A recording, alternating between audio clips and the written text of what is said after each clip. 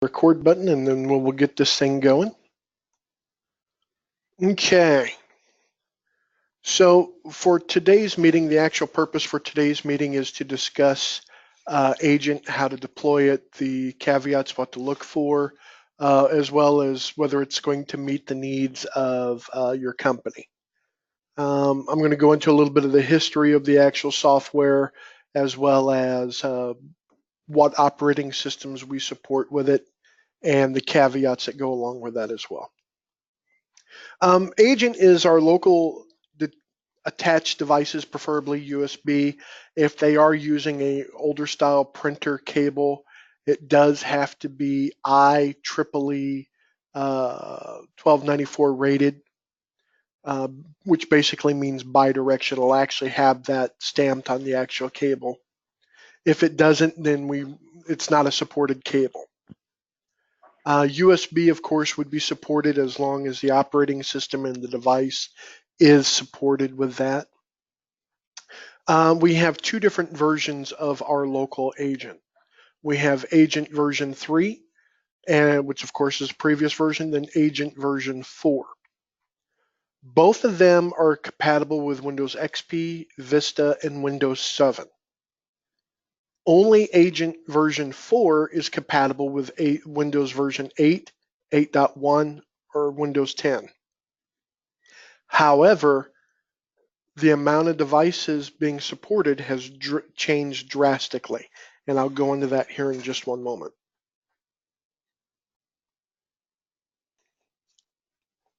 I'm going to scroll down here to the very bottom where we have the footnotes, and I'm going to give you a link to this as well.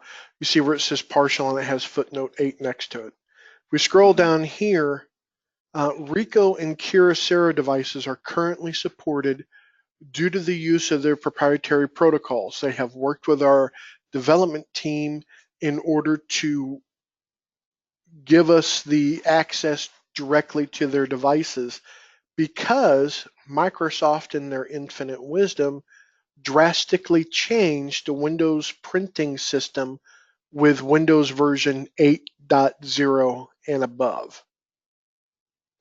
And with that, what they did is they tried to make printing to devices and connecting devices easier. When they also did that, they stopped us from directly communicating with the actual printers. What the agent does is it sits as a service on the actual PC it's installed on, waiting for OnSite, which is the tool that collects meter information from network devices, queries it using an IP address, the IP address of the actual printer or the workstation. Agent then responds back to OnSite saying, I'm FMATA agent, and then it starts querying the actual printer or drive, basically going through the print driver to try to communicate with the actual printer. When communicating with printers locally, we are not actually communicating with the MIB of the device. In order to communicate with the MIB, which is the management information base or the database of the device, you must go through network communications, and that has to be using SNMP. When you're going through the print drivers through the USB cable, you're communicating with what's called NVRAM. We are heavily dependent upon the manufacturers mirroring the information from the MIB into the NVRAM. Most do not. With that being said, so even with the agent version 3 and you're on XP or Windows 7, not every single device is compatible because it just does not mirror the information into the NVRAM. This is an actual list. We have they're on the network side and then locally attached. If we have nothing here, we've never seen it as an actual local agent. The legend here, you're going to notice that there's a huge gap between 90% and 10%. The reason being is there's 90% we're going to be considered supportive and above. Anything other, we are going to consider it is not locally supported. And once again, it may be supported, but only for these 3 operating systems across the board. I'm going to bring this back up. So I'm just going to scroll through the Epsons, and there's quite a few different pages of this, but you see here's one right here. We're going to be able to get the serial number, the total meter, and the color, but not always supply. So there's no monometer, but it's getting us the total meter and the color meter. So by default, we can figure out what the monometer is by minusing color from total. But no supplies. But as you see everything else, nothing. Nothing's there supported.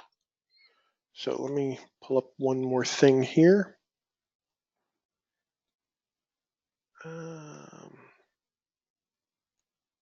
Now, to deploy the agent must reside on the PC where the printer is locally attached.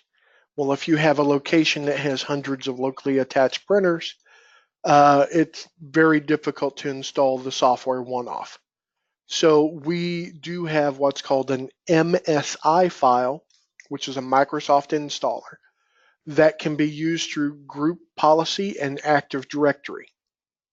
And we do have these instructions available for you as well. Basically, we use standardized MSI switches, which are Microsoft switches. So it can be installed silently and it doesn't basically interrupt the end user. It can be ran at night. Active policy and group directory is usually handled by the IT department at your customer's location.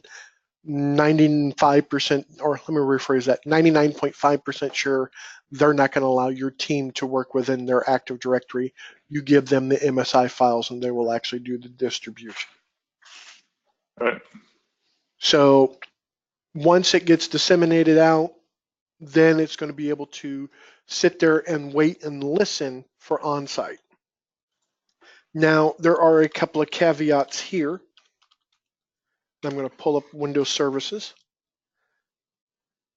And I'm going to bring this over. There is something called the Windows SNMP service. If your customer has a customized SNMP community name, just like you could do on network printers, you could do the exact same thing on your Windows, on your actual SNMP software with an actual PC. And with this, you can actually change the community string on the actual printer. This one doesn't have agent installed, but it's actually called SNMP agent, and then you could change the community string. So let me come back up here. I do not believe I have local agent installed still. Nope, just on-site. Okay, but the FMATA agent would be running here locally as well, just as a service, just like the on-site software is. On-site software is dependent upon the Windows print spooler. You turn that off, it turns off the connection to FMATA. On-site agent cannot communicate either. But with everything that I'm going through, you're going to see that there's a lot of caveats. Are we able to handle every single device? Absolutely not. It's very, very, very limited, especially since Windows rolled out the Windows 10 update for free for everyone. A lot of people have already updated to Windows 10, so now in reality, we're only looking at 2 manufacturers at this point in time. We are working with a third, I think it's Lexmark at this point in time. So there's going to be 3 manufacturers that we're going to be able to do the communication to, but the rest are out. What I have been talking with a lot of dealers about is how to get the locally attached devices networked. A lot of the devices do have network capability, but there was only, let's say, 1 network drop in an office at a customer's location. Instead of trying to fight everything and trying to figure it out, a lot of dealers are switching over to just putting in a small 4-port hub in the actual office and then connecting the printer network-wise. A lot of dealers are starting to do that as well.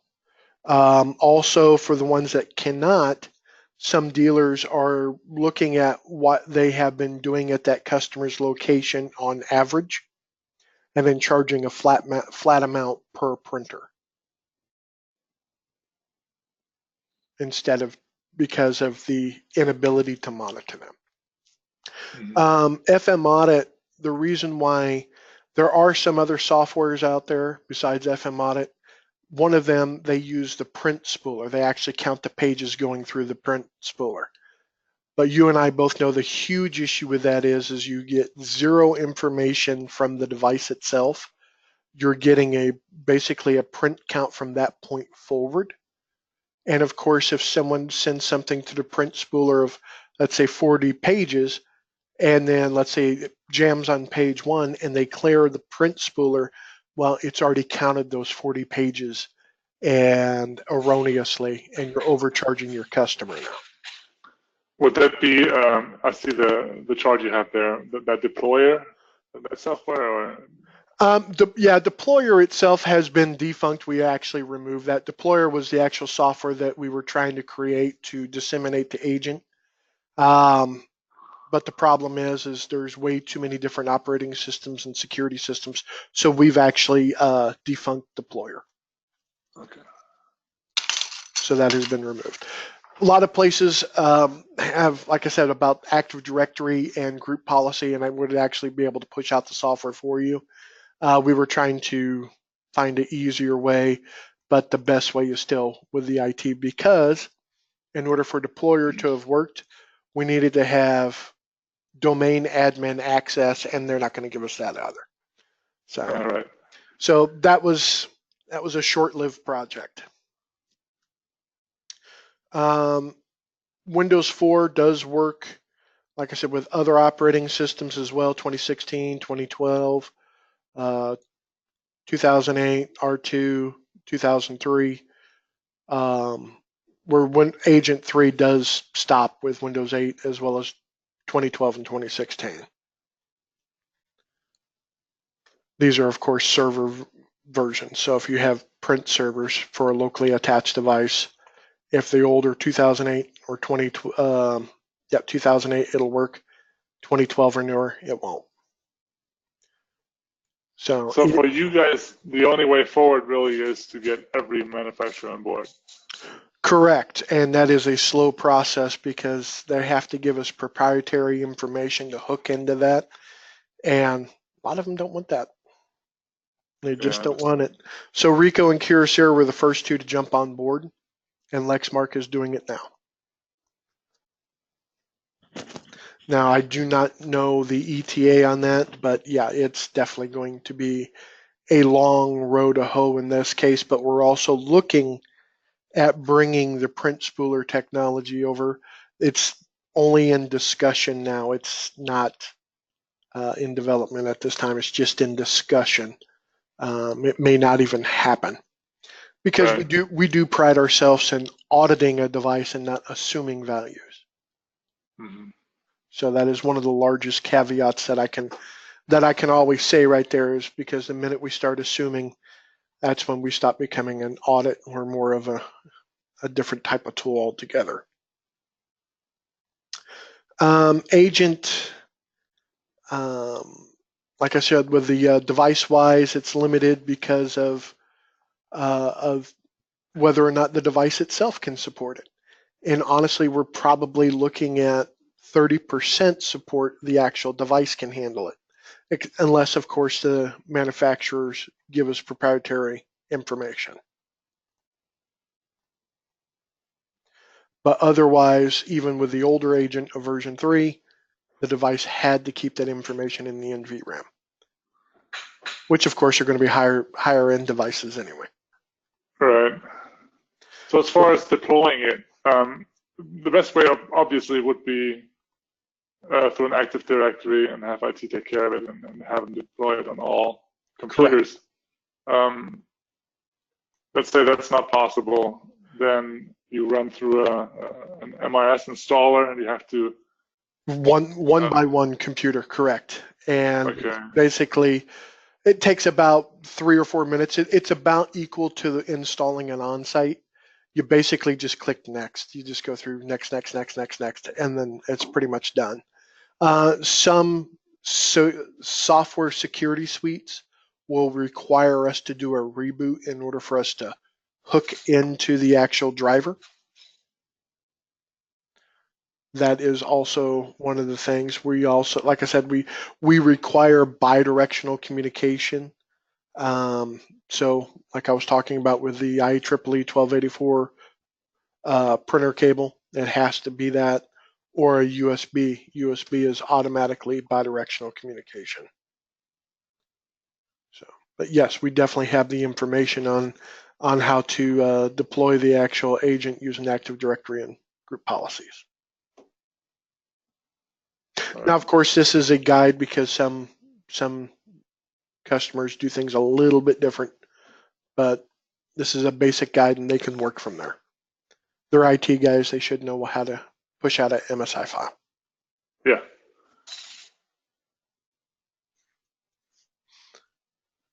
So that's pretty much it. All right. I don't know if I have any more questions right now, so I guess we'll stop the recording here. I'll distribute it, and then we'll have questions for you on Friday. Sounds good.